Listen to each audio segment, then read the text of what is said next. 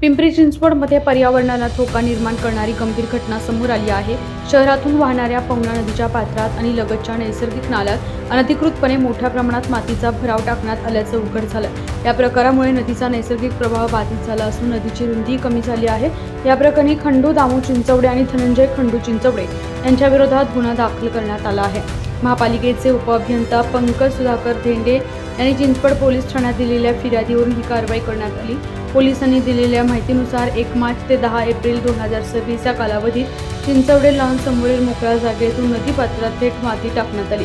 या अनधिकृत भरावामुळे पाण्याचा प्रवाह अडथळला जाऊन सार्वजनिक उपद्रव निर्माण झाला आहे। या प्रकरणी प्रदूषण प्रतिबंध आणि नियंत्रण अधिनियम 1974 च्या कलम 24, 25, 26, पर्यावरण संरक्षण अधिनियम 1986 च्या कलम 3, 5, 15 तसेच भारतीय न्याय संहिता कलम 270 आणि 326C आणि महाराष्ट्र महानगरपालिका अधिनियम कलम 311 अंतर्गत गुन्हा नोंदवण्यात आला आहे।